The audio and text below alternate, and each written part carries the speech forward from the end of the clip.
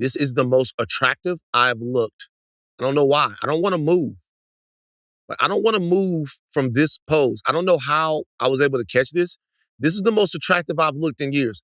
Look at the manliness of the sit. Look at Hootenanny. Look at my right bicep. Look how you know what it really is, Donnie. Look at the blue. It's that Look at the hat. He's by himself. No, it's not that. It's not that. I am not there. Rachel. So he is like, I have taken up space. I look good. That's not true. Okay. Can I tell you what it is for you? That color is fantastic on you. Thank you very much. I appreciate that because I'm looking at myself right now and I'm feeling great. Now, look, normally when people look at this podcast, especially recently, let's talk about this. Now I'm back to regular. Let's talk about this. Okay, just real quick. I know we're not recording yet, but. Okay. No, I think we're all good. We're good. Yeah. Yo, Thought Warriors. What is up? Higher Learning is on. It is I, Van Lathan Jr. And it's me, Rachel and Lindsay. So, we're talking about, and you guys can leave that in the pre-show right there. You guys have to watch, like, and subscribe on YouTube, but you have to watch the video because I found the perfect pose. It showed off my right bicep. It was good. Rachel wasn't a fan, but this is important to say, Rachel. What? For you. Okay. I think that something has changed since you lost like 185 pounds. I did. I mean, I thought you were going to say thousands of dollars too. And I was like, well, yes, that too. Well, but I've lost multiple things. Because every single clip now, the Rach thirst is off the charts. It's nuts. Can I tell you why I don't believe you? Because nobody comes at me like that. Now, I know we've had this conversation and you say that I'm intimidating to people, but I hear you say that and I'm like, nobody's even coming at me in that way. My dance card is not full. People ain't trying to holler at me like that. It's because you're line dancing. But but it's not but I'm not everybody that watches the podcast, everybody that watches the video, the clips to put out, Rachel will come out there, Rachel will be saying some wild shit. Rachel will be like, I think black men should be castrated at age 17. And the niggas in the comments will be like, oh my God, she can take my balls. That's so not true. Do you think that you've had like a post-breakup glow-up? For sure. I think that you don't realize when you're internalizing so much stress and trying to overcompensate for the situation at hand because things aren't really the way that you're portraying them. I think that it has an effect on you. My skin is better. My hair is longer. I lost weight and then I feel like I gained it back in the right places. I just, I feel lighter. That's right. I said that. That's right. I just feel very light and very carefree. And that's probably what is within. So it's coming on the outside. Oh, you know what I haven't asked you? Work isn't as stressful. It's Inauguration Day. Rachel is in Atlanta for the College Football National Championship. Mm-hmm. I'm here in studio by myself. I haven't asked you something. Okay. You dodged. It's Inauguration Day. We're going to talk about it. Obviously, this is going to be a Trump-heavy political show. We have Ben Wikler joining us, who is running to be chair of the DNC. A new era of Democrats could be coming in. Can they fix things? Are things irreparably broken? We'll find out from him. We also have Coach Prime, Deion Sanders, who's going to be joining us on the show in a little bit. You guys have to watch the show to get the full experience of Coach Prime, who's going to be showing up in a little bit. There is a silver lining for you today. What is that? In Trump's inauguration. What's that? The a.k.a.s didn't win. Okay. Never even crossed my mind. But you know what?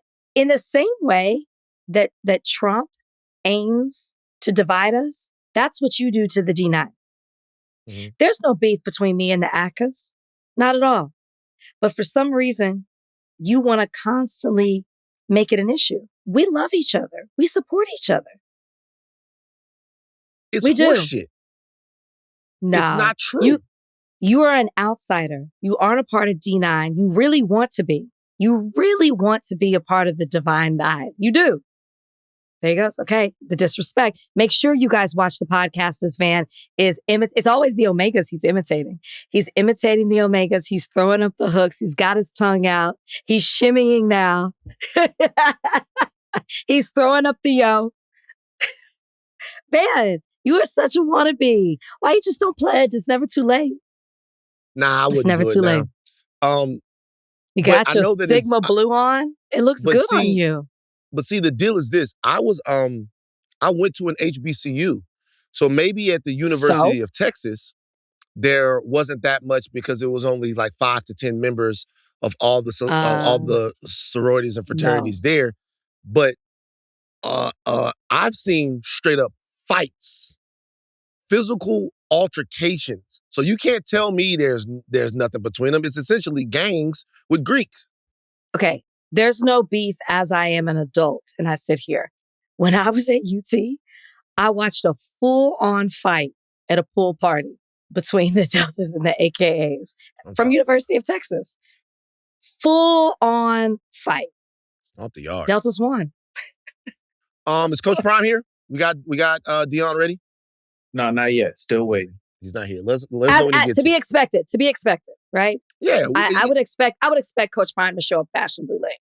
Yeah, a little bit. He's got a lot going on. He could be the coach of the Dallas Cowboys. We're going to talk to him about whether or not he wants to be the coach of the Dallas Cowboys. Rachel says she doesn't want him as coach of the Dallas Cowboys. So we're going to talk to him a little bit about that later on. Just before we get into it, though, Rach, you know, Inauguration Day, it was a day of doom for a lot of people. What are your general feelings as you watch the proceedings happening this morning? I really don't feel anything. I feel nothing. I'm trying to step into 2025 to really not get so mad about stuff. You know, people voted for him. He is the president. I mean, I'm not, saying I'm a supporter of Trump. I'm just saying I'm not going to get mad over it. It is what it is. So as I watched the inauguration, I did think to myself, my God, I'm too petty. I would not have shown up. There's no way that I could have been there and clapped my hands and stood up for him, all just to be a part of the pomp and circumstance of it all. I couldn't have been the bigger person in the situation. I just wouldn't have shown up. I don't care enough about any of it. So when you ask me how I feel, I truly feel nothing. I did feel something when I saw the great late Martin Luther King Jr. reincarnated as he prayed for our country on stage. I did feel a little bit of something then. We're going to get into it. We're going to talk about the inauguration. We're going to talk about some of the backlash from Snoop and Nelly. We're going to talk about Byron Donalds, who has been adopted. We're going to talk about TikTok. We're going to talk about a bunch of different things on the show today. But first, I think he's in the waiting room. Let's bring in Coach Prime, Deion Sanders, college football national championship game tonight, Martin Luther King Day, a lot of stuff happening. Let's see if Coach Prime is willing to talk to us about fantastic season from Colorado this year. A lot of talk as the NFL season is drawing to a close about Coach Prime potentially becoming the coach of the Dallas Cowboys. We have Deion Sanders joining us today. Coach Prime, do you want to coach the Cowboys? Will you be the coach of the Cowboys moving forward? Well, first of all, let me just say this. Thank you for having me on your show. First of all, this is the thing right here. I had this interview with Jerry. But the thing about it is this. I like where I'm at in Colorado. I already told him the only way that I would consider coming and being a part of the NFL is if I can coach both my sons, not just one. Both. Want to do both of them. But the thing about it is that. But think about that. That's kind of going to be a little bit difficult to do. So I don't really see myself coming there. So the answer right there is no. I like Colorado, man. I like where I'm at. Okay. I am the resident Dallas Cowboys fan, and I'm going to be very honest with you, Coach. Okay. I am a fan of you. Okay. I not necessarily a fan of you coaching the team. So I'm a little pleased to hear you say no.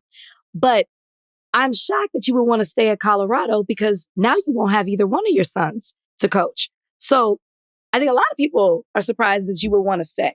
What makes you, what do you think you're going to do at Colorado now that you say you're going to stay? You're not going to have your star quarterback, not going to be coaching Shiloh either. What are going to be what are your plans for the future Buffs? Well, the thing about it is this. I like grooming and mentoring young men so they can go on and be the best that they can be. It's not really about being in a particular place. See, I'm not called to a location. I'm called to a destination. I want to be where God wants me to be. See, that's the thing about that. It's not really being about here, there, and everywhere. It's not about none of that. It's about being in your calling. It's about doing what you do. I love what I do. See, I love what I do. I love what I do, and I love how I do it. So I want to continue to do that. I don't want to be all over here. I know a lot of people, you can't believe everything you hear. There's a lot of things people are saying.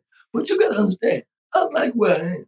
I like where I am. And I like doing what I do. So I'm going to continue to do that. Colorado, we got something going. Yeah, we won't have what we had last year, but we got something to build upon. Each year we keep getting better. And I like that. I like that. Coach Prime, what do you say? What do you say to the people that say you took advantage of an easy schedule last year, and the people who don't believe in what you're doing up there in Colorado, saying that you can't possibly continue to win without Shador, without Travis Hunter? What do you say to those people? Well, the thing about it is this right here. First of all, if you look at that schedule, there ain't one no easy schedule. With the teams that we had to play, especially in the beginning, there was a lot of things that we had going on. Then you got to understand, we got really a lot of players. A lot of players left. A lot of players were not the same players that were there the year before. So you got to understand, there's a lot of changes going on. But now, as far as the schedule, you got to understand something. It ain't easy. It ain't easy at all. It ain't an easy situation that you got to understand that. It's not easy. It may look easy to them, but it ain't easy. When you talking about bringing in a whole, everybody different, whole new coaching staff, everybody, we changed up everything. So it's not an easy situation. That's the people on the outside looking in. That's a whole different situation. See, they don't really know football. They don't really know football. See, the thing about it is this. See, I don't hate on nobody, but I don't wait on nobody. That's how you got to do that thing. You keep on moving. And so you keep building. So they said in the beginning, now think about this. They said Coach Prime coach. They said Shador wasn't even going to be a draft pick. Think about that. They said, what y'all gonna do? He ain't even that. He come from HBCU. How are he gonna do this over here? They always doubt it. See, but I like that. I like when they doubt. Because I'm gonna prove you wrong. I'm gonna do what I do. So we just keep doing what we do. We don't let the naysayers control what we do. That's how you do that. Speaking of naysayers, no, go ahead, Rachel. Okay, I was gonna say, speaking of naysayers, you and Travis Hunter have a really close connection. It's really beautiful to see. Yeah. You're a father figure to him. What advice are you giving him in the postseason? Because people really seem to be coming at him for his, personal decisions as well. What are you saying to him, Coach? I just tell him keep moving. This is the thing, don't stop. Don't stop. See, we saw that he took his social media down. See, the thing I realize is this. See, out in the yard, I see my deer, stuff like that. See, if you stand still, you become a target. I told him keep moving. So why you gonna stop right now? Why you gonna stop now? They gonna always be there. Hey, you come in here. So when they're trying to get you like that, just keep moving. You gotta keep moving. Keep doing your thing. You got contracts, endorsements, all kinds of things going on. You don't want to stop. Keep that thing going. That's how you do that. He is like my son. He's him. He's that guy. I love him like my son. I love it. He is him. And I love him. I love him in life. But you got to understand something. I coach him like he is my son. I understand what he's going through. I understand mentally. So I tell him, hey, look at it. Keep it moving. That's how you got to do that thing, man. You can't pay attention to none of that other stuff that's going on. You got to stay locked in. That's how you do that thing. No, that's how you do it. You guys, that is actually Sam Croker, who is Atlanta's number one celebrity impressionist. I saw Sam on Twitter doing the Deion Sanders impression. And I just wanted to take the time out to spotlight the brother. Sam, you're funny as hell, bro. I went to your Instagram. I just wanted to give the people a little something to laugh at today. It's Inauguration Day, so people are feeling down. So I wanted to give them something to laugh at, Sam. Thank you for joining us, man. Tell people where they can find you. Tell people what you got going on. It's funny as hell. You're spot on, Deion. Tell people what you got going on, brother. Oh, man, I'll tell you what. I appreciate y'all having me on, man. And thank you for spotlighting me and bringing me on. Man, it's been a journey, man. Everybody can, my name is Sam C Impressions, or you can just call me Sam C. But if you look up anything Sam C Impressions, you're gonna see, my most of my information.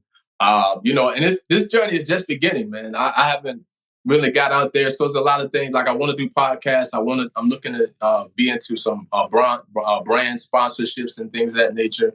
So as well as working with Coach Prime himself.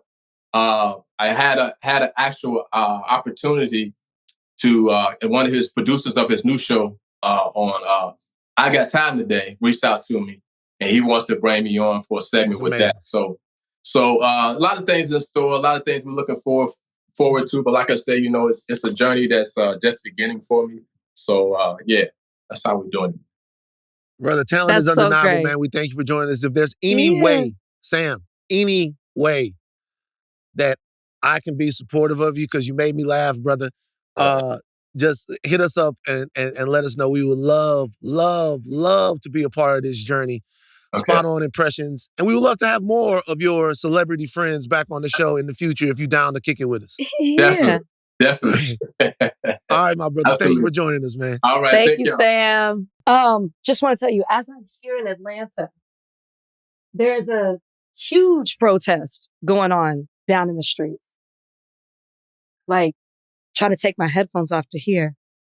A huge protesting the inauguration? Yeah.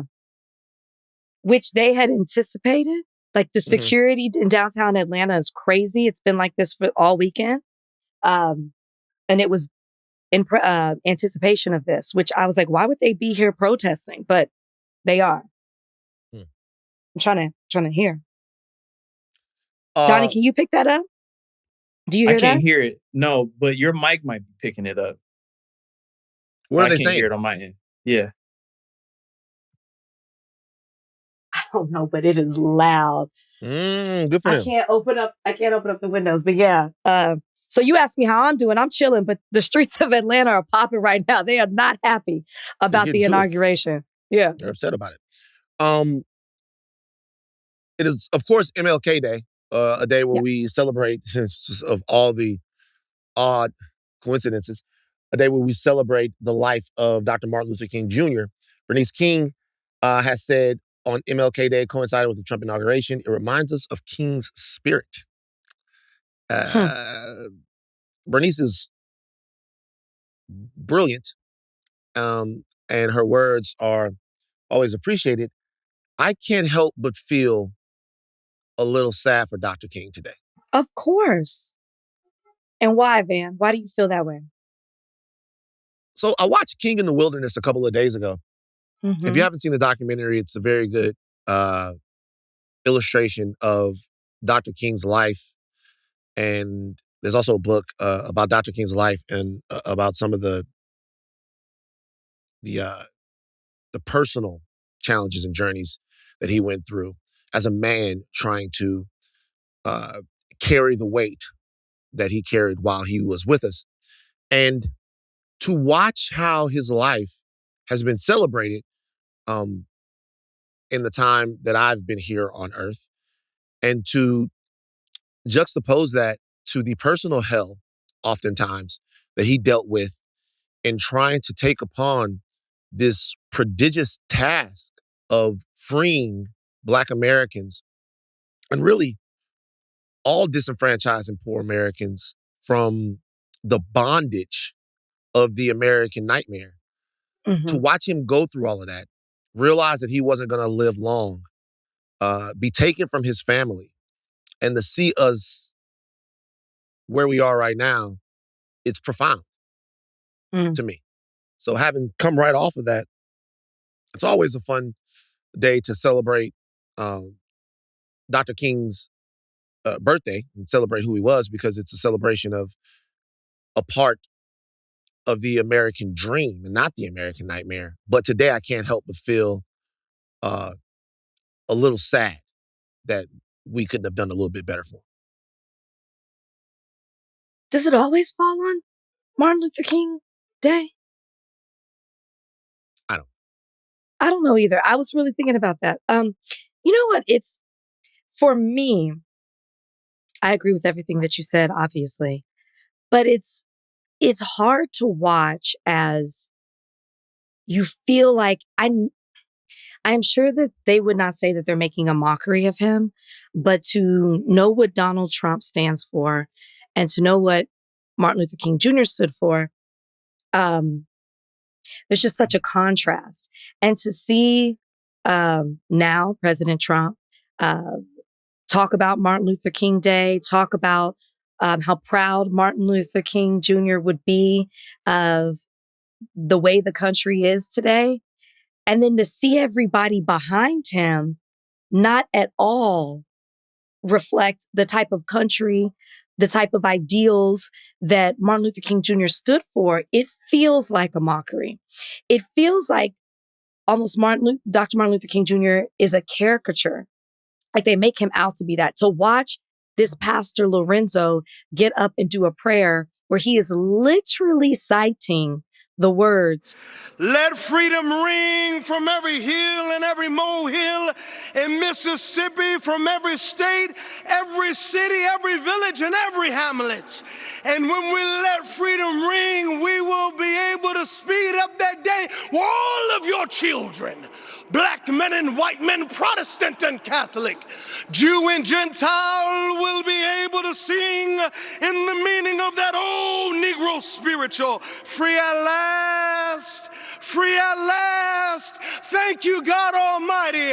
We are free at last." It just felt like a theater act to see people, on this day post certain things, his words, and to use them out of context or post pictures when they really don't embody the things that he stood for. It makes it feel like such a joke, which to me feels very sad. Yeah. So, to me, King was a radical truth teller. A radical truth teller. Someone that analyzed the condition of not just Black people, but of American democracy, American standing in the world, and just literally told the truth. He did his thing in a way that has been lionized by the American and the world public in terms of, nonviolence and nonviolence being a way to win hearts and minds. Perhaps that was the way. There are other people, Robert F. Williams, Stokely Carmichael, that didn't believe that nonviolence was the only path forward to Black American citizenship. However, the way that King did it, he didn't do it in a passive way. He did it in a disruptive way that didn't involve taking up arms, because you can be disruptive without taking up arms, of course. However, he fucked with their plan. That's important for people to remember. He fucked with the plan. He stopped the business as usual status quo from occurring in America. And anytime you do that, during that pause in business, that pause in the status quo, you make the country consider its condition. So he was very much a rabble rouser. He was very much into good trouble. He was very much someone who was counterculture from the standpoint that he went against the grain, against popular sentiment, even within communities sometimes. So it's important to remember all those things about him. I just think that the fairy tale that's been told about Dr. King has been one to make him palatable to white American a domination sometimes. Like the guy that you could beat on until you fell in love with him. And that's just not who he was. And as we had Martin Luther King Jr. III on the podcast a couple of years ago, and we talked about the Poor People's Campaign and how Dr. King later on in his life was down to shift his focus to world matters such as Vietnam and economic matters such as economic justice. And maybe that was a bridge too far for the American establishment that had to kill him, because you can't have poor people being empowered in this country or even feeling like they have equal say in this country. It tells you how they would rather have King dead at 40 so they could tell his story than King alive at 80 so he could tell it himself. Right? So, that day, this day happening now, and Donnie just put in the chat, it's only been on MLK Day once before in 1997. This day happening today, and it being coinciding with Dr. King, it's interesting. It's interesting to think about what this country, what he wanted the country to look like, and kind of what it is now. So I don't know. I'm still going to celebrate Dr. King Day and go home. I'm going to celebrate by playing college football 25 all day long. You're not going to watch the game? Yeah, later. I have a podcast to do. We'll say this to Joy Taylor. I'm doing Joy Taylor's podcast tonight. And I want to say this to the people at Joy Taylor's podcast. All right, Joy Taylor scheduled this podcast the same time that the College Football National Championship game is coming out. We had to move the podcast up. Why? Joy knows better. She has to. In her defense, this is the first year that it has been this late. So I'm gonna give her that. It's never been this late before. All right. That is a little bit on MLK. We got a lot more. This is gonna be a robust podcast, but on the other side of this break, we got Ben Wikler joining us, who is running to lead the DNC. And God damn it, do they need some answers? We're going to have Ben here in a second. And we're going to see if we can get to the bottom of what the Democrats need to do.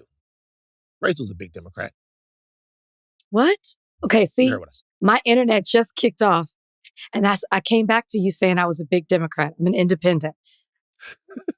We're going to take a break. We're coming back. Okay, guys. It is Inauguration Day, a day that a lot of people are dreading, but this is the reality. Okay, the Democrats are poised to perhaps fight back. We'll see. Under new leadership. And we have someone who is vying for leadership of the Democratic Party right now, joining us today on Higher Learning. He's an organizer, political figure, and chairman of the Democratic Party in Wisconsin since July 2019.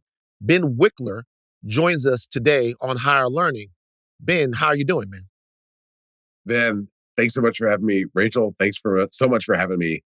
I'm doing well under the circumstances. The problem is the circumstances, which are having Trump getting sworn in on Martin Luther King Day is kind of mind-bending. Having Cecile Richards pass away is really tragic on this particular day.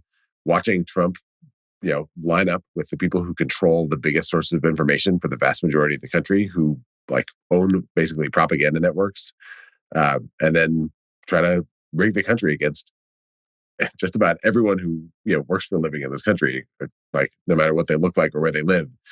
This is going to be a tough era that we are entering, and I'm fired up for the fight, and also recognize that it is going to be a huge challenge. So that's how I'm doing. There's a lot. How are you guys doing today?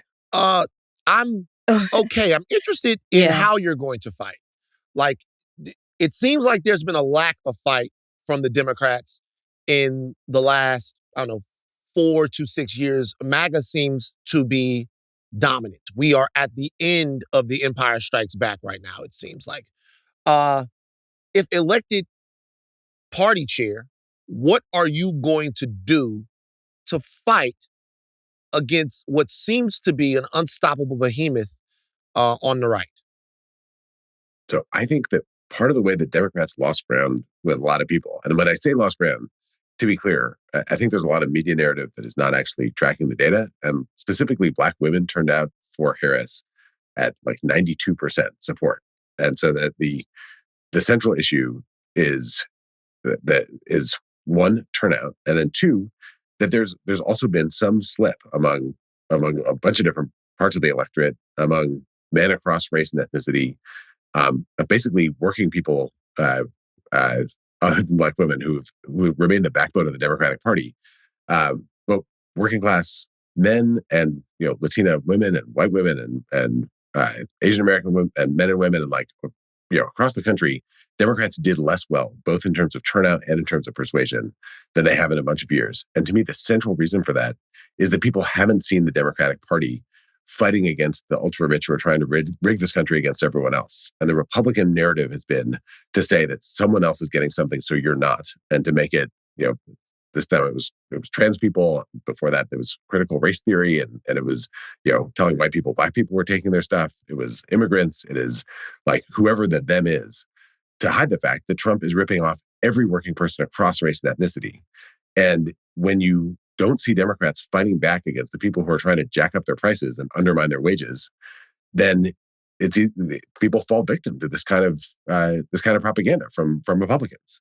And so the way that we change that is by showing when Republicans come for working people, across the country, across all our communities, that we have to fight back in a way that people can see and feel, that we're not going to let Republicans undermine their basic security, their access to the food that they need to eat and the medicine that they need. And I think that kind of fight that we did when the Republicans came for the Affordable Care Act and Medicaid and under Donald Trump in his first term, and that 20 years ago, Republicans tried to privatize Social Security and Democrats fought back. I think that kind of fight in the streets, in organizing and protest at the ballot box, in every media platform, that any American pays attention to, that's how we can win back trust. That people can see that Democrats actually stand up for something. And if we don't do that, then people are going to wonder, what's the point of the Democratic Party at all? Like, a lot of people have a lot of cynicism, and I hear this from the people who are the furthest from power and money, especially.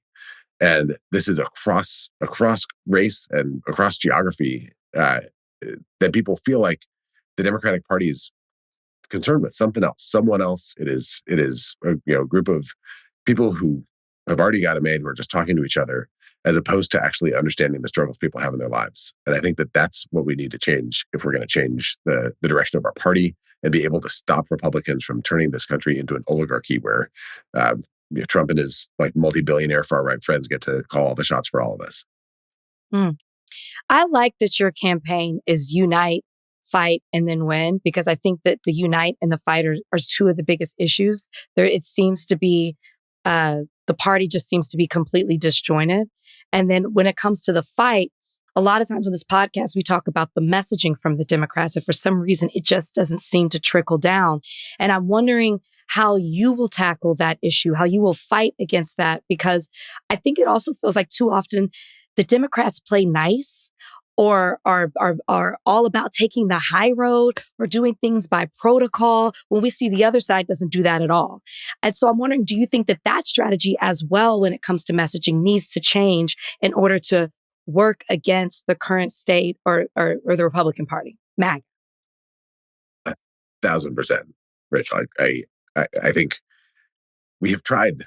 We've tried playing nice and taking the high road, and it hasn't worked. And that's because the other side is not unilaterally disarming.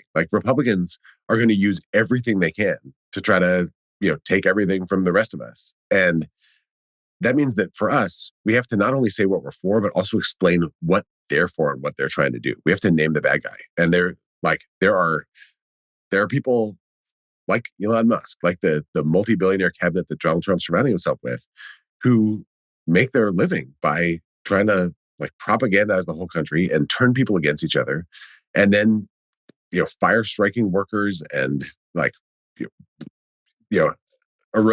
attack community after community after community in order to scoop up money and make themselves invulnerable to escape any accountability for when they just break the law flagrantly all over the place. to create a country where a few people get everything and make the rules for everybody else. And we have to be able to show that we are actually, that we understand the problem, that we understand who's trying to do this, and that we're going to fight back against it, even if those people are going to come at us. When I think about how people build trust with a party, it's not just when they say things that are nice and people nod. And I think often Democrats can get into this place if they look at a poll and they say, oh, everyone likes, the idea of a middle-class tax cut, so we're going to say we're for a middle-class tax cut, and then stop it there, because if you say anything else, then it pisses somebody off. And look, everyone supports us when we say this nice thing. But you actually have to say that there are multi-billionaires who are trying to raise taxes on working people in order to cut taxes for themselves. We're trying to rig the tax code and cheat on their taxes to rig the country for a handful of the richest people in the world who are already like incredibly wealthy. And that's the reason why we can't have nice things for middle-class people, is that there's a group of people that make money from the fact that we can. And that is going to piss some people off, and that has to be okay. I think that the other thing, alongside speaking honestly and clearly about what we're up against, is that we have to do it in places where people who are not obsessed with politics actually understand the world. And I think one reason I'm grateful for your show and what you do is that you talk to people about things other than politics as well as politics. People spend time thinking about culture. They think about art and music. They think about sports and fitness and fashion and beauty and money management and all the things that make up the richness of our lives. And Democrats spend a lot of time, and I'm guilty of this myself. I go on MSNBC, and MSNBC is great.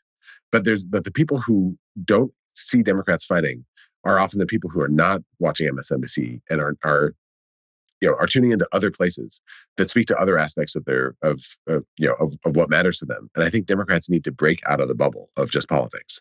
We should be showing up everywhere. We should be communicating online across all the different social platforms. We should make sure people are spreading the word in the group chats that they're in. And as we've done this in Wisconsin in a big way. We do investment on a year-round basis in Black radio and newspapers, in working with influencers who are on TikTok and a bunch of different platforms, which now is, I guess, unbanned. And Donald Trump is claiming credit for that. Mhm. But there's all these different places where people actually make sense of the world, and Democrats need to not only talk to each other in places that are safe for people who all agree with each other about everything already. Like we need to be out making the case to people. And that is both the people who might sometimes think about voting for Republicans, but also, most importantly, people who might wonder whether Democrats actually see them and care about them and are going to fight for their support and fight for things that matter in their lives. And that's where I think we need a kind of a change in how the DNC works. We need to work with a more diverse group of consultants and vendors and communicators. We need to be working in states and not just in Washington, D.C. And we need to think about how the trust that turns into votes at Election Day needs to be built in the years before that, by showing people that we're there with them when they feel that they're under attack, when they feel like the chips are down, when they feel like the cost of just getting through the day is spiraling out of control, that we're fighting shoulder to shoulder with them all the way through. If we can do that, I think we can earn a lot more votes, we can win more offices, and then we can actually make change that proves that trust is well-deserved. Ben, I like you. Thank you, man. I'm gonna be a little long-winded here. Let me introduce you to my father, who I talk a lot about on this podcast. So my dad ran a business, small business, subcontracting, concrete finishing, but he ran it with his family. So the whole family of Black men from Marion, Louisiana, we all poured concrete. And it didn't always go good, right? Because sometimes you have, whether it was, rest in peace, Uncle Pete or Uncle Craig or whomever, sometimes they didn't agree, right? Sometimes it would get contentious. And one day, we're bidding a contract, and there are different ideas on how much we should charge for the concrete. And we can't do it together. We can't do the job with your uncle or your cousin, whatever. And my dad said something. My dad goes, fuck him. My dad goes, fuck him. And I'm like, wow, you would say that about so-and-so and so-and-so? Well, he goes, well, they're saying fuck me. So if it's fuck me, it's fuck them. Now, I bring that up because I think that's a hard sentiment for Democrats. Democrats understand that America works in this great big thing, this great big ball of sentiment with everyone. And it's hard for them to just be like, you know what? You guys want to take bodily autonomy away? Fuck you. You guys want to empower oligarchs to control all of our media, all of our financial systems. You want to enrich yourself. Fuck that. It's just hard for you guys to go, fuck them. Fuck that idea. Fuck the whole thing. I'm empowering you right now. Elon Musk, fuck him. Like Vivek Ramaswamy, fuck him. Donald Trump, fuck him. Like all of those guys. Ben, you can say it right now. Fuck those guys, man. That America will understand if you guys on the other side get a little dirty. They'll get it. They'll forgive you. They're empowering you guys to go to the mattresses for them. Just say it. Yeah. Fuck Elon Musk. Fuck Vivek Ramaswamy. Fuck Donald Trump. If someone takes away our freedom, someone wants to rig the economy against working people across this country, fuck them. We should be. That's what I'm talking about. And it was not rocket science to say that. That's what I'm talking. See what I'm saying? Didn't that feel good, Ben? Ben, didn't that feel good? We don't have to play nice when everything that we are is being taken. We don't have to be nice about it. Ben, you felt free right there. You're with it, Ben. A weight off your shoulders. Do you feel like the Democratic Party has enough of that right now? No, it does not have enough of that right now. And like the way people talk in their real lives is the way Democrats should talk. We should actually connect with people. Like so often in politics, people are using this like very carefully crafted language, and then the cameras turn off or the microphones turn off, and then the real stuff comes out. And it's like, actually, no, just bring that to the actual conversation, because voters are looking for whether you actually give a shit, whether this is all just a game for you. Like that, and it is not a game in people's real lives. Like when you can't get the healthcare that you need and your life is in danger, the people like who love you and you're not, message testing everything. You're fucking furious. Yes. If Democrats don't show that that's actually how big the stakes are, then why should anyone trust Democrats to be able to fight for them? And the same thing, when you get hit with a medical bill or you're trying to fill a prescription and discover that you can't do that if you're going to be able to fill up your gas tank and drive home, that is because someone is ripping you off. That is because someone has the power to screw you over and you don't have enough power to stop them. And it's infuriating. And it can make you want to like either punch through a wall or curl up into a ball. And Democrats have to be completely crystal clear that it's not acceptable, that it is not okay, and that we're going to fight with everything we've got to try to change that. And the thing that I think the Democratic Party can lose sight of is that kind of like anger and actually like being ready to be in the fight, it will mean that there are some people that may say that this, is not the party for them, or this is not civil enough or what have you. But there's a lot more people who will be like, finally someone said it, and who will actually want to get involved in the fight that way. You have to be willing to lose, support for some people who would like everything to be, so tidy and so neat in order to win the votes of a lot more people who are just looking for an actual fighter who's going to be in the arena with you. And that's I think where we got to go as a party.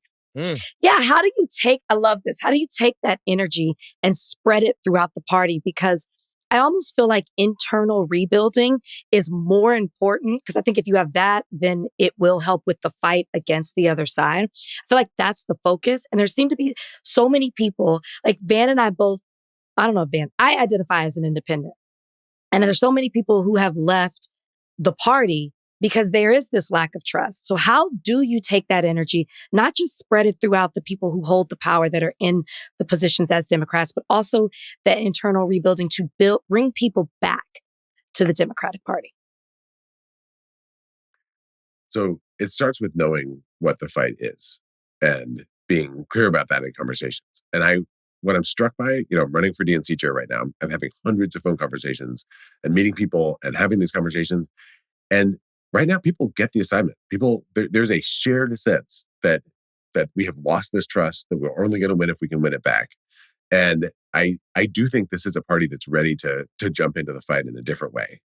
Now, that is within members of the DNC. There's a lot of other people involved in Democratic politics in lots of different ways. But I think that the acid test and the moment that's going to matter is going to be when that first big fight comes, which is like Trump is about to start doing terrible things today. He's going to sign 1 million executive orders. He's going to throw many things against the wall. And we're going to have to choose some fights where we just throw everything in to try to stop him. And I know this because I lived it last time Trump came in. There was this whole conversation within the Democratic Party about like, where do we fight? And I was part of the fight against the repeal of the Affordable Care Act, of Obamacare, which I think Trump had promised over and over in his campaign and said he would do on day one. And they'd practiced the votes and they'd done all this stuff to try to get ready. And we just started to mobilize. This is people across the country in their congressional districts. This is unions on the front lines. This is so many people, especially people with disabilities and people who had, parents of kids with complex medical needs who were coming with their kids with trachs and, kids who needed ventilators to be able to breathe, who were going to congressional offices and saying, if you do this, my child is not going to be able to survive. And it took making it personal and vivid and real and showing how big the stakes were. And we organized people across the country whose lives were on the line to go to town hall to the Republican members of Congress and say, if you pass this, I will die. I'm alive right now because we have this law. And that changed the kind of conversation from being about percentages and, congressional votes to being about real life. And that to me is the way that we change this in terms of the culture of how we communicate has to shift to the real stakes for people, with the people who are directly affected, speaking directly about what the stakes are for them. It's Ayanna Presley's line. It's the people closest to the pain need to be closest to the power. That is true also for how we communicate. And that's something that structurally within the organization of the DNC, who we work with to be able to build those messages, but also building a war room that works with storytellers across the country, people who have direct lived experience that is going to be affected by this work. And then we try to define what the news is. We don't just follow whatever it is that Trump said yesterday or his latest tweet or be offended that he, made fun of this or that person. Like actually bring it to the people who are affected by the policies and so that we're fighting on that, and then bring that accountability to Republicans. We work with state parties to build the kind of team that can do that. We work at the national level to do that. We work with elected officials who, they're Democratic governors, mayors, in cities across the country. There are members of Congress who are, they're embedded and connected to the communities that are on the line. And we need them out front speaking to this in a way that when someone's watching, who hates politics, who doesn't trust politicians, who thinks that anytime someone who has a D or an R next to their name is talking, they're probably just trying to get a campaign contribution. We need to communicate in a way that someone who's watching your show or any other show is like, hey, hold on a second, what did they just say? And like, this is the real thing. And when that happens, this is the last thing I'll say on this. As a party, the way that we can try to change the culture and the way our party communicates so that this happens more often is that when that happens, when those breakthrough moments happen, we send the video to everybody else who wants to be on TV. And we say like, this is it. This is how it's done. Like, look how viral this is going. Look how much energy there is here. Because, people in politics often are fighting for the right thing. They spend every day going to work, trying to, make something happen for working families, for their communities, trying to stop these massive tax cuts for the rich. They send out press releases, they post tweets. No one hears it. No one pays attention. And it can feel incredibly frustrating and dispiriting to feel like you're actually in this for the right reasons, and yet you get no credit, you get no recognition. So if we help people figure out how to break out of that, I think a lot more people are going to do it. And I think we can build the kind of like positive energy that leads to a ton of communicators, a ton of people who are showing that they're on the front lines in a way that can help to rebuild trust and show people who don't have that trust whose side Democrats are on. If we can do that, we can win votes, we can win trust, we can actually make change. I got 2 more questions for you. They're both going to be in the same vein. Your slogan is unite, fight, win. Unite is very important right now. I think that there have been a lot of people that have been really energized by your candidacy for DNC chair because you represent a little bit more of a left of center approach to politics. There's a huge schism right now between people who describe themselves as leftists and the more moderate wing of the Democratic Party. I mean, it's playing out everywhere, right? Online, I don't know if you know, there's beefs everywhere. TYT is going MAGA, they say. Sam Cedar and Emma are over there holding the line. Hassan, Mark Lamont Hill. There's all this talk on the left side about who really upholds these ideals and who doesn't. Because that fracture amongst the talking heads is demonstrative of a real fracture that exists in the party. Things like Israel, Gaza, things like campaign donations, big money in politics, all different types of issues that the left cannot get on one accord on. How do you address that? The central way that we are going to unite is when we see a fight that speaks to what our fundamental values are, the coalition that we want to build, the kind of party we want to be that is against people who don't want us to be that kind of country that actually works for everyone. And then we pour everything into that fight in a way that then energizes people to come along. That my experience is that the way that you bridge difference is by having a common goal and sometimes a common enemy. It's by finding that moment when it's like, you know what? We've been fighting each other tooth and claw, but we all have to get together for this moment to actually do something together. And so often those kinds of rifts are based on, trust that's been broken down and, moment after moment after moment where people feel like someone turned on them, someone didn't keep a promise, someone didn't, that there's disagreements about values, but so much more than that. It's often that there's a disagreement where you're willing to believe the worst of someone else who might agree with you on 90% of things, but there's been a cleavage that can't be repaired just by talking about that cleavage. And I think our job, the job of the Democratic Party right now is to say, look, even if so many of us are furious at each other, we have to focus on this bigger fight that's going to make a difference to everything that all of us care about. And that's been my practice. When I was at Move On in my job before, I was the chair of the Democratic Party of Wisconsin, and my work now at the Democratic Party of Wisconsin, all the rifts that exist across our coalition are played out in state after state after state. In every state party, you can see this. But it's also the case in Wisconsin. We had a state Supreme Court that rubber-stamped voter suppression, that rubber-stamped attacks on unions and the right to organize, that legalized corruption by Republicans in power, that did nothing to touch this pre-Civil War abortion ban that was, took away freedom from people across the state. And everyone came together for what wound up being the most intense, most expensive judicial race in American history, where every right-wing dark money group was just flooding the airwaves with ads. And we organized and we fought and we flipped our state Supreme Court. And now Wisconsin is in the process of being unrigged. We've gotten voting rights back. We've ended the gerrymandered maps. We have a chance to win a trifecta control of our state government here because we all came together in that fight. We have another fight like that, by the way, coming up on April 1st in Wisconsin. The fight continues from year to year. But by bringing everyone together and saying this, we have to come together on, we have to hold hands in this fight. We were able to do something that seemed so far out of reach for so many years in our state. And we're going to have fights like that now across this entire country. And it is the connection between unite and fight that I think allows us to win. That when we can see that our fates depend on each other, that even when there's so much that divides us, there's actually a much deeper core bedrock of solidarity that challenges us to be able to come together in a bigger way. That's what builds us as a party, builds us as a coalition, as a movement to actually create the kind of change that we need. And that is my goal. And that is also my core belief in politics, that if you believe that every person deserves freedom and dignity and respect, then we actually have to fight shoulder to shoulder on the biggest fights to be able to make this place work for everybody. Hmm.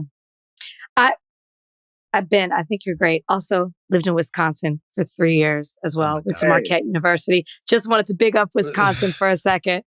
Spent some time in Milwaukee. Ben, I don't know if you had another question. I was just going to say, one more. Where can people? Okay, go ahead. Yeah. Ben, I'm going to twist you up a little bit now. Okay. You're vying to be the leader of the Democratic Party. The Democratic Party's most stable base, despite reports, still Black Americans. Black women, 92%. Black men could argue that it's eroding, but still overwhelmingly supportive of the Democratic Party. You cannot say voting rights You cannot say criminal justice reform. What directly does the Democratic Party need to do to reward Black Americans for their support of the party? Give me tangible policy besides voting rights, besides criminal justice reform, that you think needs to be enacted to address some of the contemporary and historic disparities that Black Americans face economically, environmentally, and politically. I think the biggest thing is unrigging this economy so that it works for working people. When you look at economic policy, let's start with housing. The biggest source of racial wealth and income inequality is actually housing. And that goes back to housing covenants, and it goes back to residential segregation. But now it's about housing supply and the ability of people to actually be able to afford to have a place to live so that they can, to be able to buy homes so that they can build wealth over time. And there's a bunch of things we need to do on this. One is, as Vice President Harris argued, we need to build a ton more houses. We need to change the laws around how houses get built so we actually build houses that are affordable to people who are buying them for the first time. And then we need things like baby bonds that Senator Booker's been a huge champion of, so that people are, no matter what they look like when they're born, it doesn't depend on having generational wealth to be able to build the wealth to be able to afford a down payment. And the policies that have policies that build wealth for Black Americans wind up being good for the economy for everyone of every income. Ben, can I stop you? Can I ask you a question? Absolutely. Is it bad politics to say, I'm just asking you, is it bad politics to say we want to do something for Black people? Because it seems as if when that question is asked, what is going to be done specifically for Black people, for the overwhelming support that Black people give the Democrats, that the answer we get is a broadening of it. And that's fine, I understand that. But is it okay to say we recognize that one group of our constituency, a largely supportive group to us, needs help, and we're gonna do stuff specifically for them? It seems like sometimes the Democrats balk at that. Am I being hypersensitive to that? Or can you keep it real with us about whether or not they need to hone in on securing the votes and the loyalty of this group that has been so historically loyal to the party? So I think of it slightly differently in the following way. Okay. I don't think Democrats should provide benefits to Black Americans to reward them for their loyalty. I think Democrats should address fundamental racial inequalities and present and historical discrimination and inequities, because that is the right thing to do. And that is how, and by doing that, Democrats can earn the ongoing support of Black voters. And also that addressing policies that make that difference winds up being better for everyone. That if you start from the question of how can we build a country where the color of your skin doesn't determine how long you live, it doesn't determine what your income and wealth will be, whether your kids have a chance to have higher education, that the policy answers that you wind up getting actually create a better country for everybody. And it's the right thing to start with those who are harmed the most and those who our society is structured against the most. What kind of policies actually help people to be able to thrive in their lives and in their communities? Those wind up having benefits that work for everybody in a massive way. And so I think the politics of how I responded to this and how Democrats should respond to this should demonstrate that it is not people, it is not white people or Latino people losing something if Democrats do right by Black America.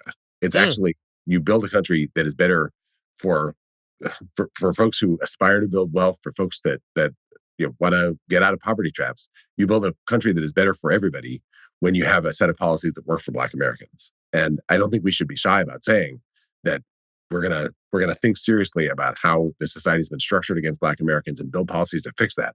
But I also think the way that we build a multiracial coalition that embraces those policies is by being clear that this is not a zero-sum game. This actually expands the pie for everybody. And this makes this builds up the base. If you're a white person living in multi-generational policy in Appalachia, we're not trying to take from you in order to address the legacy of slavery and Jim Crow and modern day segregation and racism. In fact, we're gonna build a set of policies that help you bring your family out of poverty at the same time, because by understanding how it is that we've gotten to this place where things are so fundamentally stacked against Black Americans, dismantling those systems of inequality and hierarchy, dismantling those systems benefits everybody. So I almost think of it as the reverse of what you're saying. To me, thinking in a targeted way allows us to build things that build the floor for everybody. Wow. Good answer. That's I great. tried to fuck with you, Ben, there. I tried to get you, Ben. But this is a good answer. Endorsements in recent weeks: Stacey Abrams, Michigan Democratic Party Chair, Lavorna Barnes, North Carolina Democratic Party Chair, Anderson Clayton, Michigan Lieutenant Governor Garland Gilchrist, my boy. Shout out to my guy. Garland, I love you, brother. We need to have Garland. Garland and I hosted a podcast together years ago, and he and I got the broadcast from the 50th anniversary of the March on Washington. We interviewed Jesse Jackson together. That is an amazing experience. And then he moved home, and he was like, "Ben, water's fine. You should do it." And that helped set me on this path to moving back to Wisconsin and doing everything I've been doing here, and now running for DNC chair. So I owe a huge debt of gratitude to Garland. He's a great guy. Okay, that is Ben Wikler. Tell everybody, I think Rachel was going to ask this. Rachel, you can take it home. Just tell everybody where they can follow what you're doing, support what you're doing, so our audience can get behind you. Thank you. Rachel, Van, thank you so much. Really, really grateful for the chance to join you. Anyone who wants to get involved in this race, go to benwikler.com, benwikler.com. You can follow me on Blue Sky at Ben Wikler. If you are still on Elon Musk's propaganda machine, then I have the same username there. I'm not going to even name that particular website.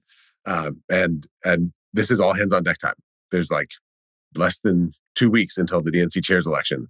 And then if I win the DNC chair's election, then I really have things for everyone to do, because we need everyone to jump into this fight. Everything we care about, all our communities are on the line. We have work to do, and the fight is upon us. Thank you so much. No problem, brother. Thank you for making the time. We really appreciate you making the time to come talk to us, man. So, inauguration is happening.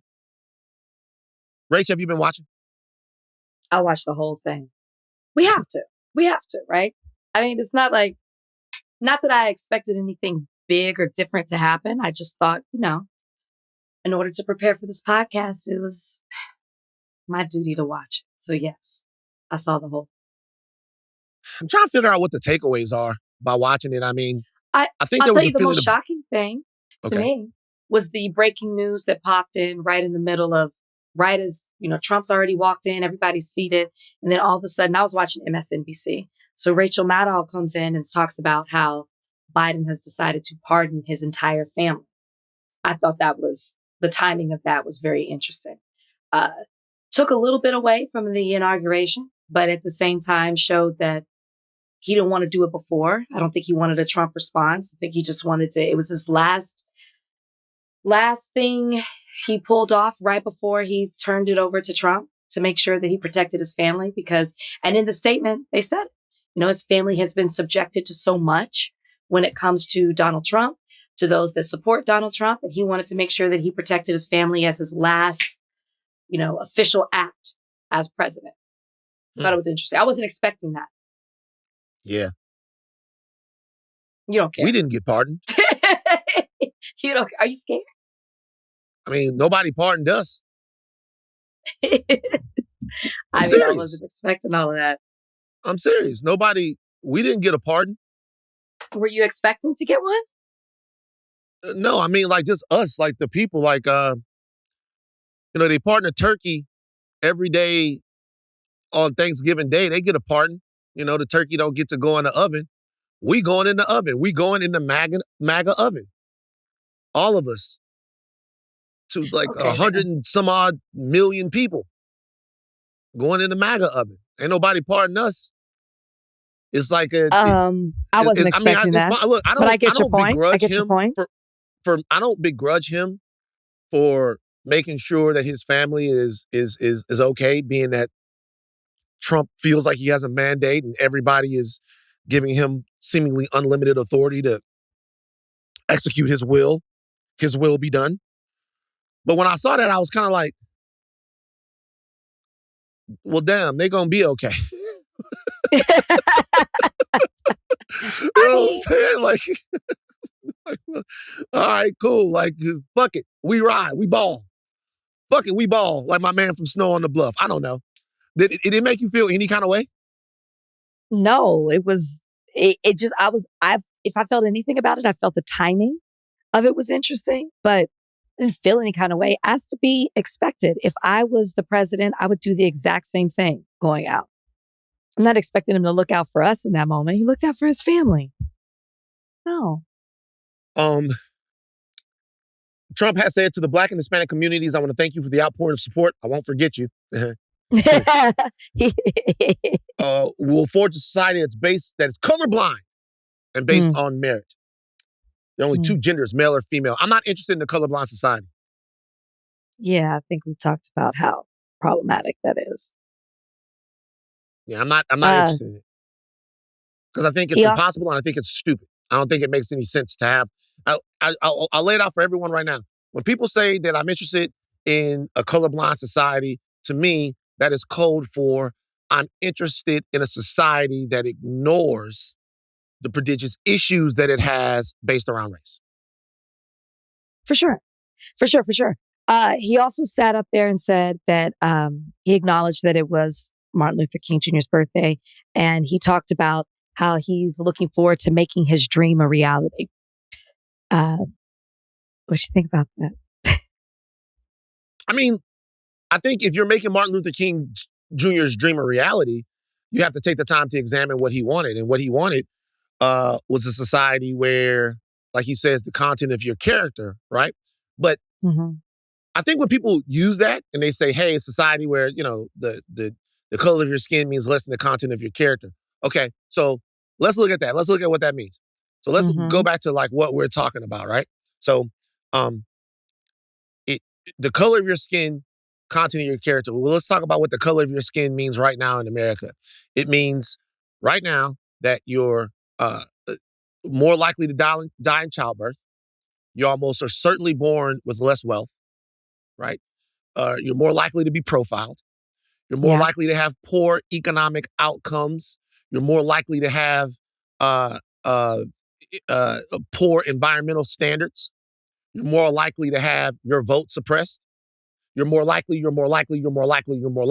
So in order to have a country where the content of your character matters more than the color of your skin, you'd have to first address those things.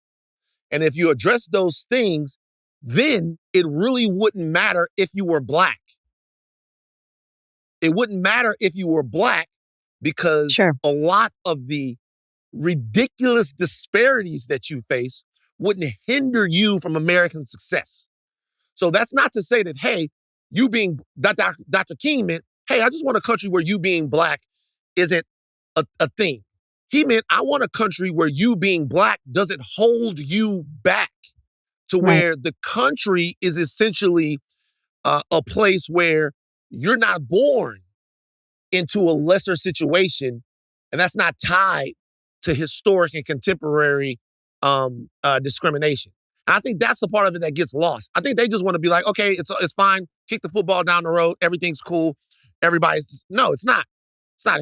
We've talked about it before. If you live in Boston, if you grew up in Boston right now and you're Black, the average white family has $285,000 worth of wealth. The average Black family has $8. Like, that's not a society that's judging you based on the content of your character. You are having to do considerably more in that instance because you are Black. So no, it's a lot of things there. So I don't think that they fundamentally get it. Oh, I think they absolutely get it. I think it's just words that they can use to further their point of we don't need to be focused on color because even Dr. Martin Luther King Jr., based on their interpretation, didn't see it as color. They don't want to pay attention to the reality of the situation. That's what makes that statement so interesting. I'm looking forward to making his dream a reality, but they are ignoring the reality of it. As you just pointed out, statistically, that's not true. That doesn't make sense. So it's not funny, but it's just interesting that once again, they are, as we talked about at the top of the show, seems to be making a mockery of what it is that Dr. King really stood for and what he meant in order to fit their own narrative. Sweeping immigration action as Trump pushes for an aggressive day of executive actions.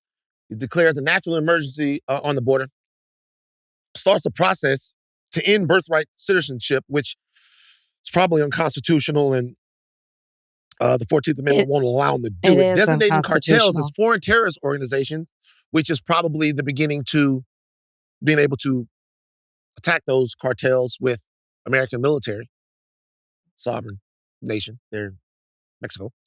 Suspended refugee resettlement, clamp down on asylum claims, direct the Attorney General to seek capital punishment for the murder of law enforcement officers and capital crimes committed by undocumented immigrants. The silly shit like Gulf of America, and Mount Denali, the Mount McKinley, blah, blah, blah, blah, undoing an Obama order.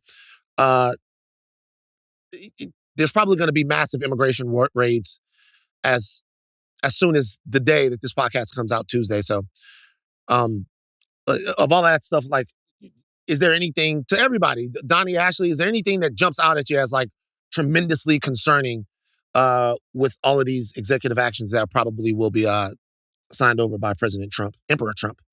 Well, like you said, the immigration stuff is probably going to go into effect like really soon. While people are listening to this, things are going to be happening. So, I mean, I think that's the most immediate of concerns, but I'm also, I think like everybody, just on my toes, because this presidency, like the last one, I'm sure there's going to be stuff coming out of left field that we weren't even expecting. So just staying on my toes and keeping my head on a swivel. Yeah, I mean, it's hard to predict, like, to piggyback on what Donnie's saying, what is to come when you look at those people who were on stage with Trump and understanding.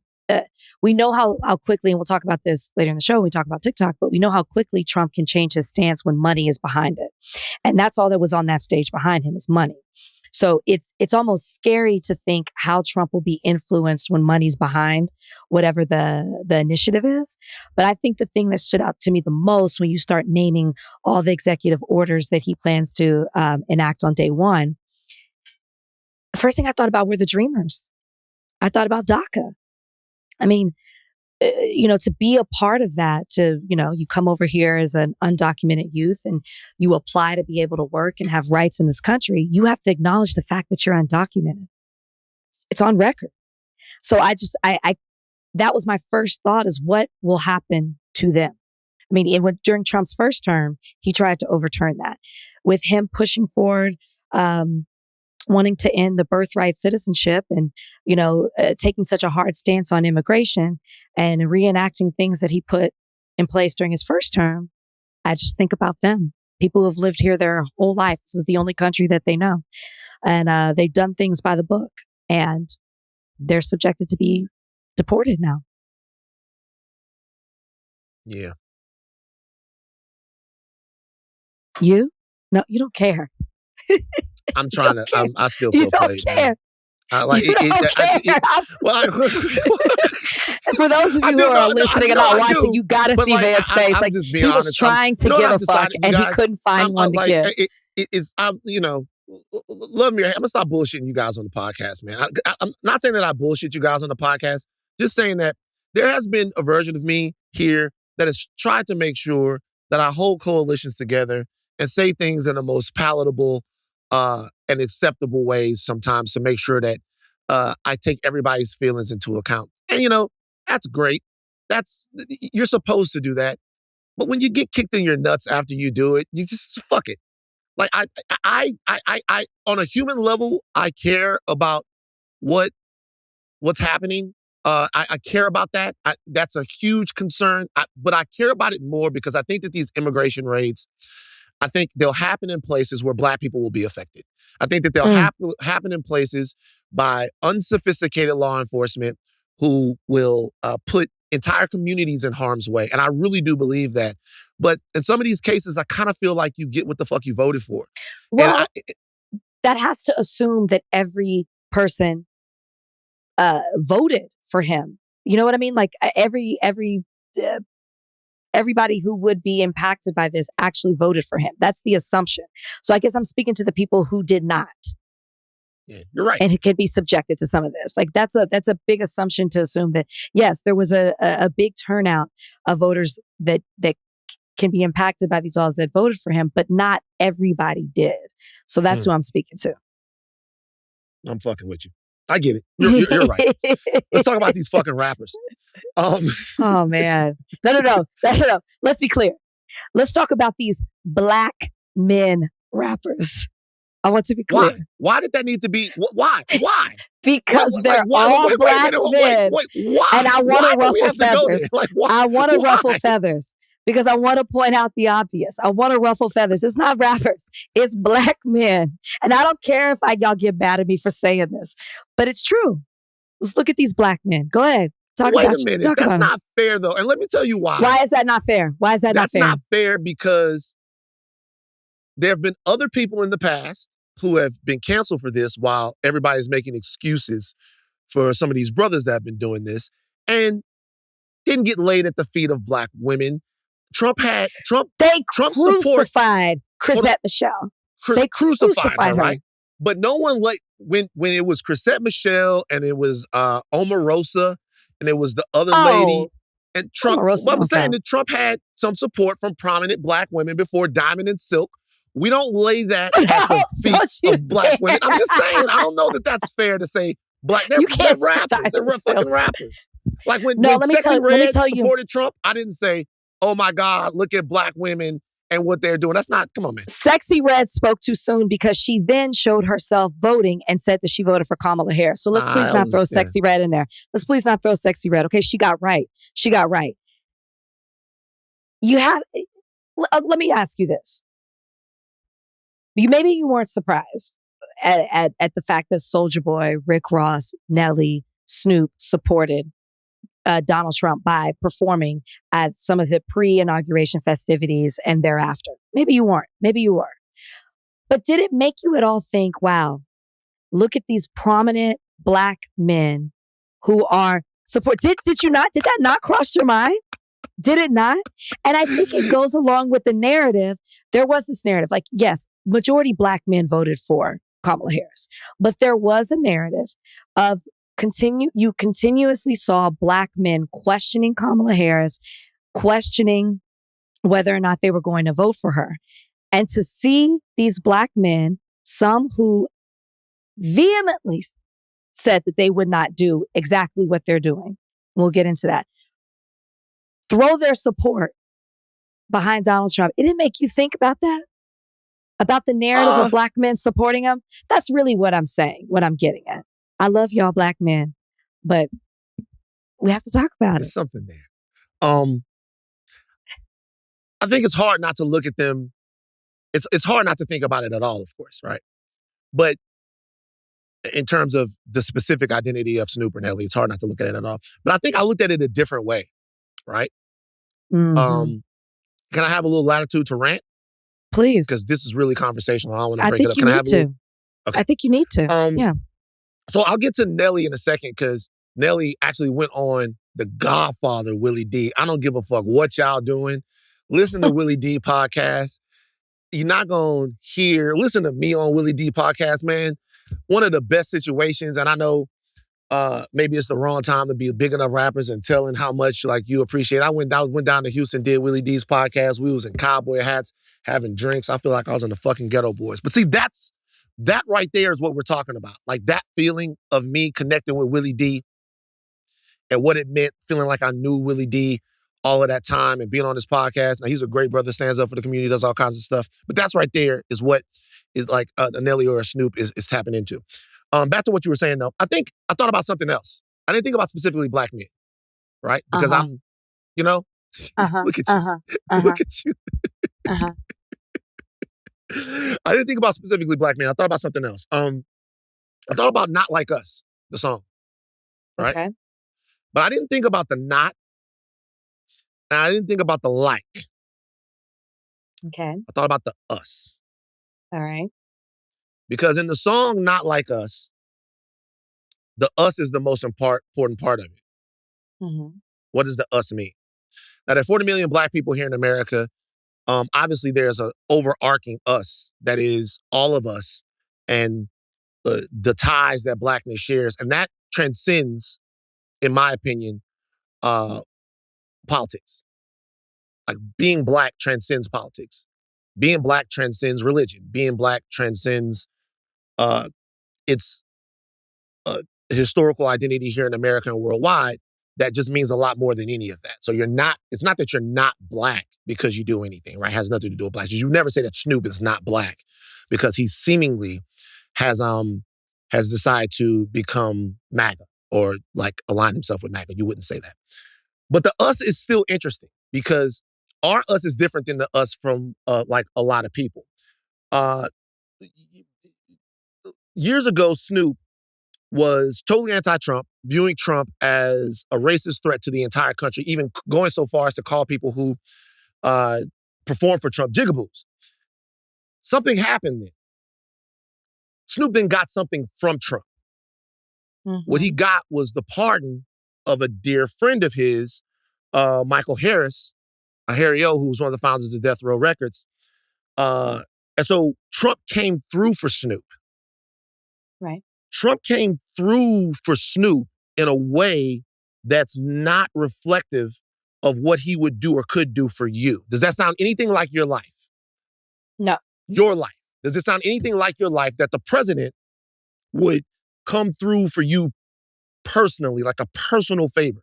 Can you get on the phone with the president, any president, whether it be Joe Biden or President Trump? Can you get a favor from the president? Can you ask the president to come and to your community and address climate injustice, address food deserts, address police brutality? Can you get the president to get your dad out of jail, your uncle out of jail, your cousin out of jail? Can you get the president to do any of that stuff? You can't, because the us that I think about when I think about that term, it also transcends blackness.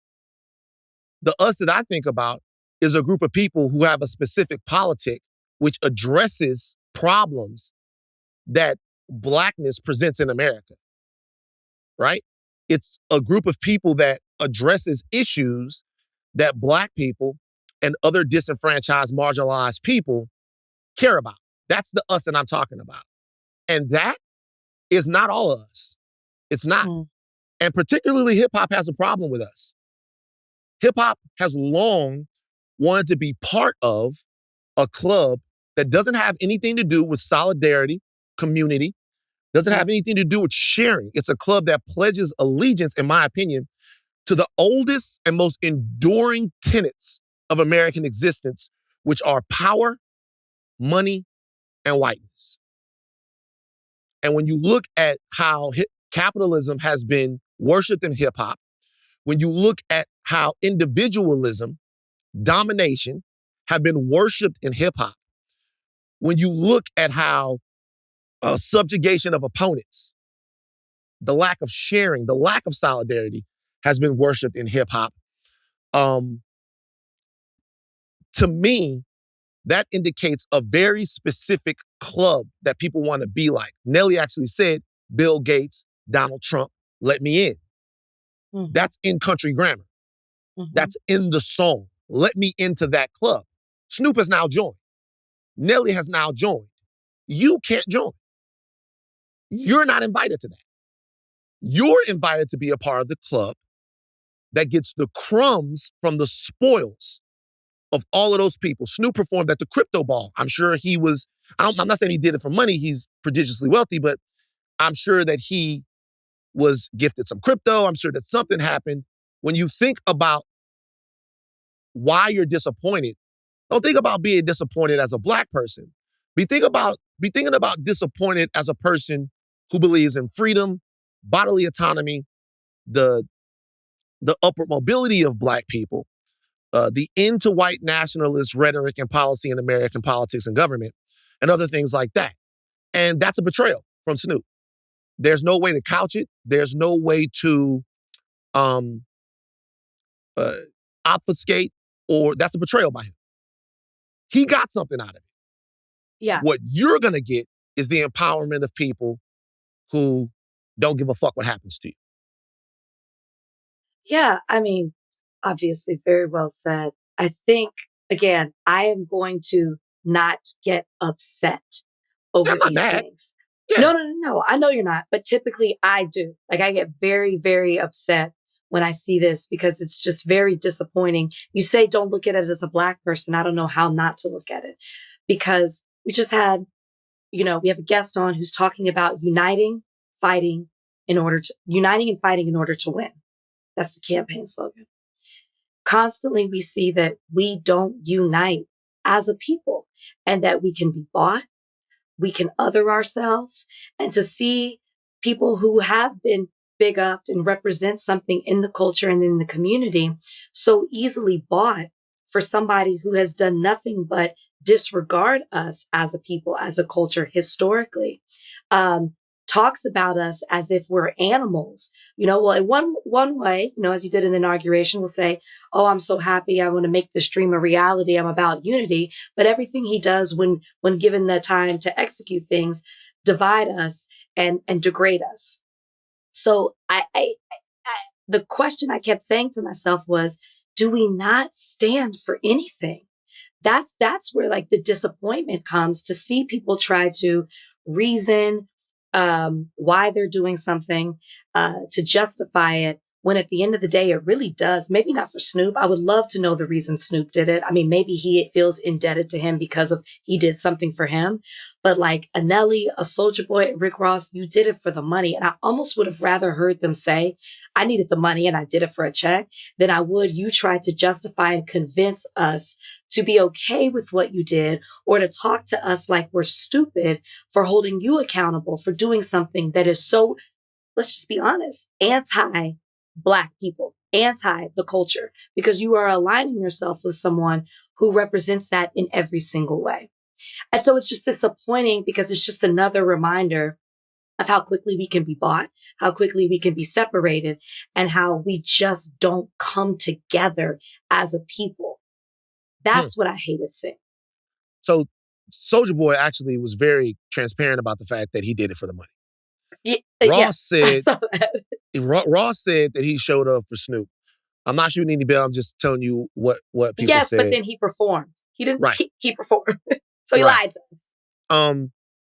So I guess my thing is when I'm looking at it, it's not that I don't feel that there's a set of priorities that Black Americans should have in terms of solidarity for one. It's not that I don't feel that way. It's just that what I've decided to do was stop wearing my disagreements or the actions of one or two Black people in order for them to be indicative. I'm not going to use what Snoop or Nelly did and I'm not going to extract a we out of that. I'm not going to, there's no we. Obviously there's no we.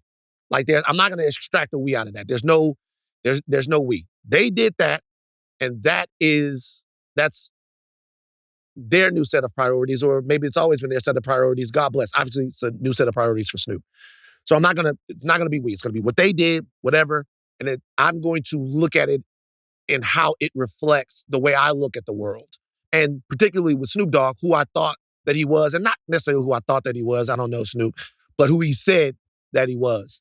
And maybe if there's been new information that he's gotten, he'll share it with everyone. I do want to talk specifically about Nelly, though, because Nelly went on Willie D's show, like I said before, and like said some stuff. Like was like he defended it. So Donnie, could you play a little bit of what Nelly had to say? I thought you was riding with me because I put on for my city and I try to bring my city up every step of the way. I did not know you was riding with me because you thought I would ride for who you voted for. I didn't know that. I apologize. I apologize. I didn't know that I had to agree with your political choices. And I thought it was the things that you do, not the things that you say should be done. If you follow what I do, this shouldn't even be an argument. He's the president. He won. This isn't a campaign. This isn't an RNC. I'm not out on the political campaign. I didn't get none of that 1.5. You see what I'm saying? Like to try to help somebody get voted. Kamala didn't invite you to No. She didn't invite me.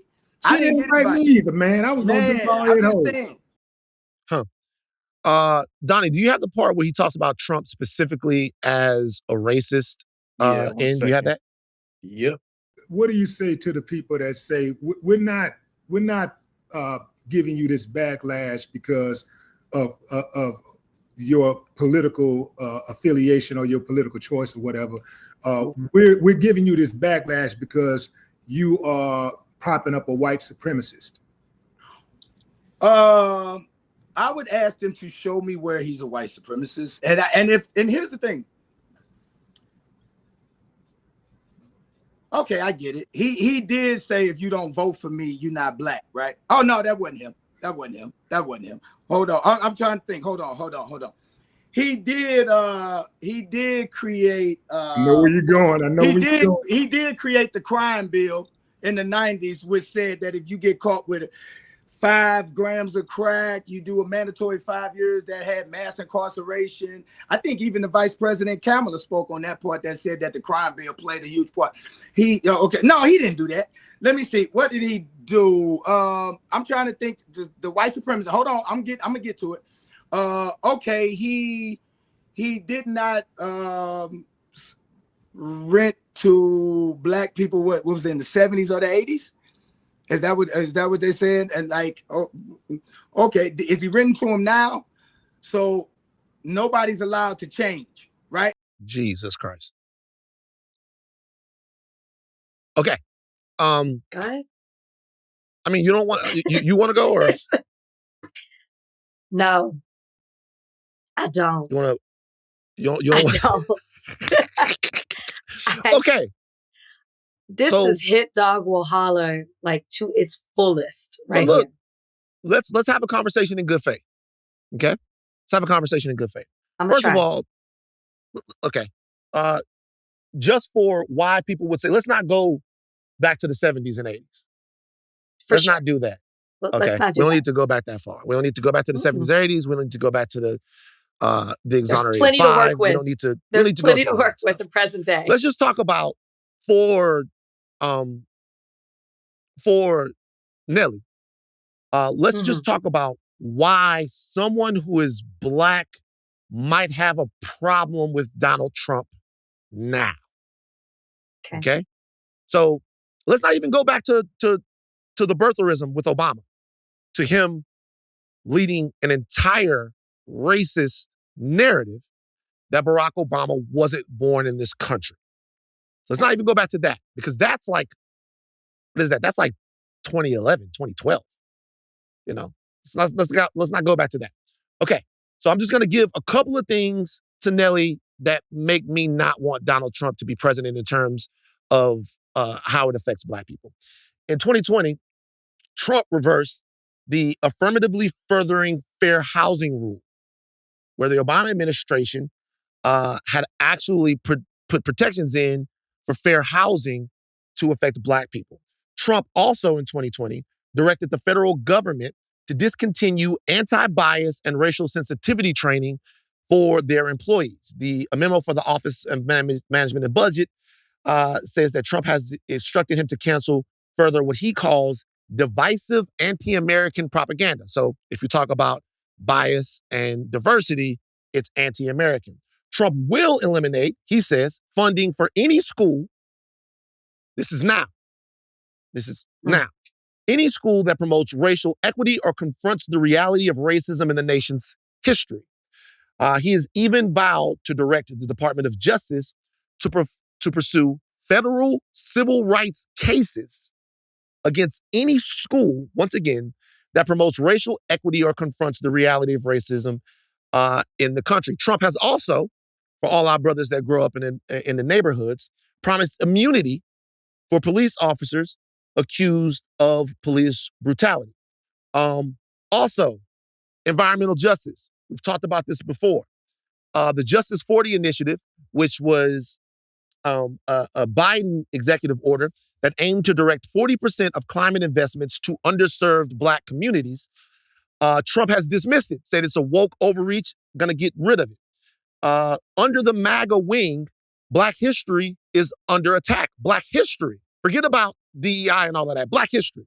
States like South Carolina, Florida, Arkansas have eliminated funding for AP Black History. Nelly, AP Black History, the study of Shirley Chisholm, the study of Toussaint, the study of the recently pardoned Marcus Garvey, the study of X, the study of King, the study of the Harlem Renaissance, the study of the Seven Mystic Years, the study of PBS Pinchback, the study of Frederick Douglass, the study of Denmark Vesey, the study of Nat Turner, the study of Ella Baker and Baynard Rustin, the study of Maya Angelou, the study of all of those people. AP Black History, banned by MAGA politicians all over the place. That's not it.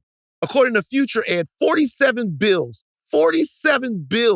have been introduced by MAGA Republicans in 23 state legislatures, including Alabama, Arizona, Idaho, Iowa, New Hampshire, Oklahoma, Tennessee, Texas, and Utah, all aimed at eliminating certain types of curriculum which study and deepen the understanding of the Black experience in America. Out of here. MAGA doesn't want to hear it. Doesn't want to talk about it, right? Doesn't want to do it. Also, just in case, last thing, in the Trump era, white nationalist hate groups have grown by 55%. That's according to the Southern Poverty Law Center, all right? According to the Southern Poverty Law Center, white hate groups grow 55% under Trump. I'm asking Nelly, why do white supremacist hate groups love your guy so much? Now, you said you were just performing at inauguration. Fine, you could do that, whatever. You went on to then defend Trump. So I have some questions. Not any disrespect, just some questions. Why do white nationalist hate groups love Donald Trump? It's like, this is something to me that Nelly should get, right? Because like, white nationalism, big, huge rebound under Trump. Nelly led a movement, right? Before Nelly came, St. Louis hip hop wasn't really on. But then after Nelly comes, everybody in St. Louis gets big. Chinky gets big, Sexy Red gets big, Jaquan gets big, the St. Lunatics get big, and everybody kind of sees what's going on in St. Louis and they like it. They feel emboldened. The sound is there. And you see, if you see a nigga now with a little fucking Band-Aid under his eye, oh, that's a Nelly thing. If you see a guy now that is a white nationalist or a Proud Boy or a Richard Spencer, whether or not anybody wants to fucking admit it or not, that is a Donald Trump thing. He is their guy. And you are now with them. Bar none, full stop, no matter what. You're with them. You're with the Proud Boys. You're with the rioters on January 6th. You're with the white nationalist, neo-Nazi wing of America. You have gone with them. Why would you do that? And ain't no way around it. I'm not telling you who they love. They're telling you who they love. They're telling you that Trump is a return to white men being in charge. They're telling you that a return to white men being in charge, we never got away from that. But the idea that black people are incapable of anything happens now, it's like DEI this, DEI that. I'm ranting. I apologize. I'm taking up too much space. But either my brother Nelly doesn't know what he's saying or he's being willfully ignorant and obtuse about what this particular political movement means and what it has always meant and what it has unabashedly been. So this movement that you guys love, anti-diversity, anti-Black history, pro-white nationalist, anti-clean water for Black children. Why would you get rid of an initiative that aimed to police environmental standards in Black neighborhoods? Because it's too woke. I'm just saying I don't get it. I do. I get it. I think what you said was so eloquent and so beautiful. And it was so nice of you to do the work and the research to lay it out as to why people have a problem with what Nelly did, since we're talking about Nelly in particular.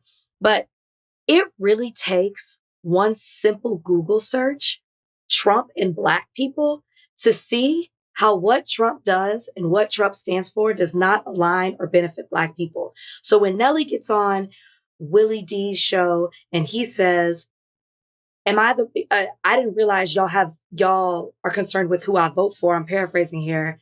And aren't focused on what I've done with the community. Well, when you do something that honors, to use your words, the office that Trump, when Trump is in power, basically honoring Trump, it contradicts completely what you're trying to do and implement in your community. The two things don't align for all the reasons that you just laid out. So you asked the question, is he being willfully ignorant, or what did you say? Or he just doesn't know? What did you say? Is that what is those the two questions you? Man, I was in the zone. Is those the two questions? Yeah, I think that's what you said. You were in the zone. You were in, as you love to say to me, you were in your bag. You were. Yeah. But the thing is both of those for Nelly. He's willfully ignorant because what he was doing totally benefited him and nobody else. And he's trying to justify that. It doesn't take away what you've done for your community. That's great. But you are also empowering and emboldening somebody who does things and puts policies in place or wants to, or empowers other people who want to tear down the things that you are doing for your community. You can't have both. You can't do both. So by you saying, yes, I'm going to perform for you and align myself with your presidency and who you are and your ideals, it separates you. It does. It's not taking, I'm not acknowledging that he hasn't done things for his community, but it completely separates you at this point moving forward. People are allowed to have their opinions about you and criticize you for what you're doing. It has nothing to do with who you vote for. It's simply about the fact that you're aligning yourself with Donald Trump and acting as if you don't know why people have a problem with it. I mean, I don't really have much to say else on it because you laid it out so beautifully, but I think it's to answer your question, it's both. And I completely understand why Nelly's doing it. It was all about himself and how it benefited him.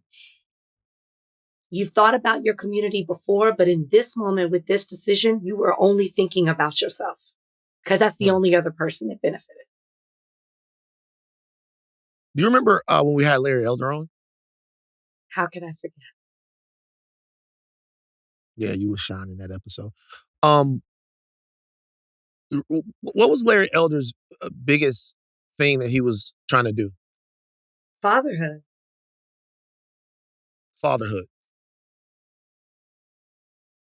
I don't agree with Larry Elder on very much, but this will be my olive branch to MAGA right now because we all have to give it up, right? I will agree that fatherlessness is the biggest problem because of something that just happened. I will agree with Larry Elder on fatherlessness. Rachel, why are you looking like that? Like we can't find common ground? I'm just waiting. What are you I'm waiting so for? Curious to hear why you agree with him about fatherlessness and the common ground that you have found with Larry Elder. Donnie, play this. It's not just going to be that. I mean, when Americans see deportations or repatriations happen, they're going to be like, thank you. When they see the border closed, they're going to say, this is what I voted for. When they see peace starting to like break out again around the world, they're going to be like, this is the stability that we were asking for. Daddy's back. And that's what you're going to see.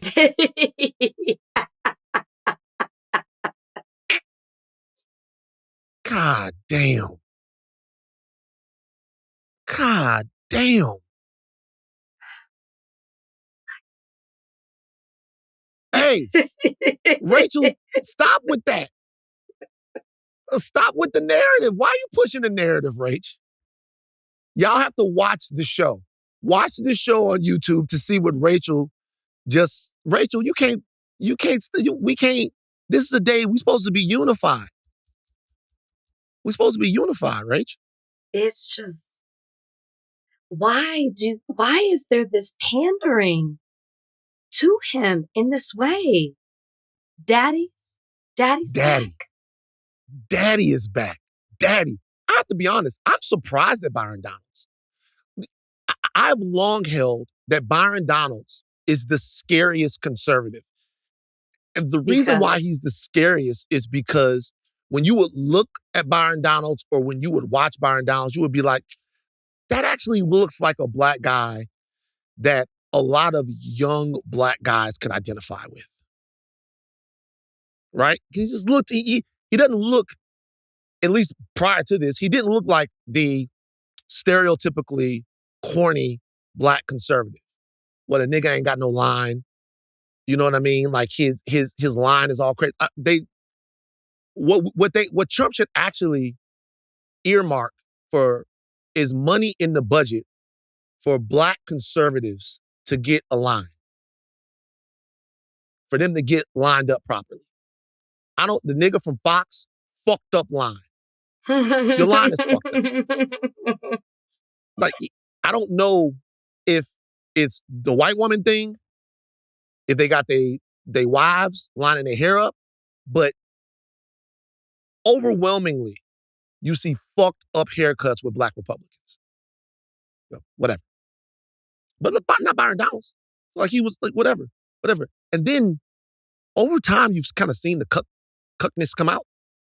And the daddy thing is really, really, really tough. And I'll tell you why fatherlessness is important. Like, I don't want to get this man, but Byron Donalds raised by like a single mother, Crown Heights, Brooklyn. I'm sure she was a lovely, amazing woman that actually created a guy who is a very successful man, very successful in business, very successful in all of that. I'm sure that's a black woman that did her absolute best. And actually, she did well because she was able to create somebody who is definitely successful. But calling any man daddy is the guy who teaches you how to piss in the toilet. Daddy is the guy that talks to you about sex. Daddy is the guy that you get your sense of masculinity, manhood, responsibility. Daddy teaches you how to stand up straight. Daddy instills in you your self-esteem. That's what my father did for me. You talk like daddy. You walk like daddy. You think like daddy. You want to be daddy. You aspire to daddy.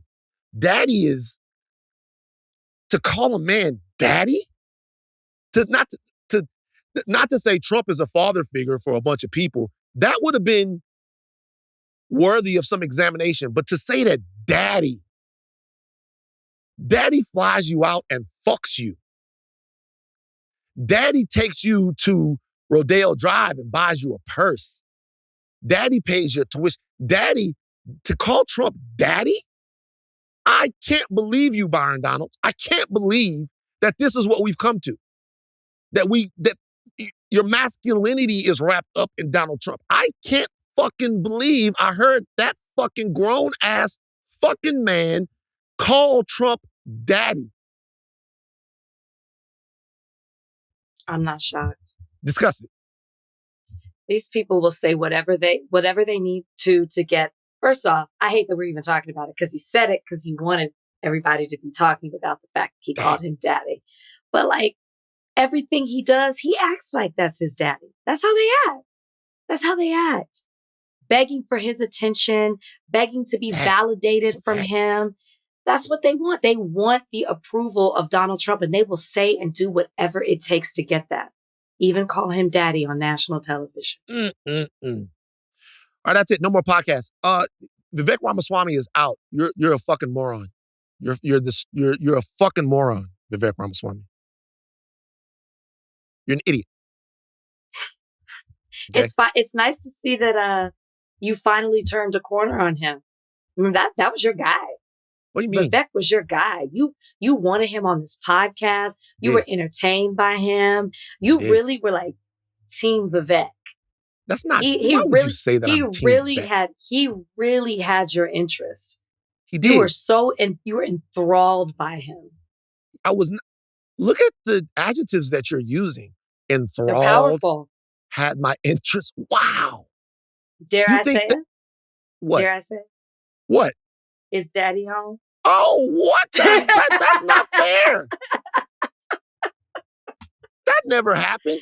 I just thought that Vivek was a fascinating political figure because he was able to talk in a way that was a little chat GPT-ish for sure, but also a way that was, I don't know, he was a slick guy. I want to match wits with him. Well, he's running for governor, so, maybe you could still have him on the show. What an idiot. He went out there, he tried to tell white people to pull his pants up, and now he's out of Doge. Vivek Ramaswamy is out at the Doge department.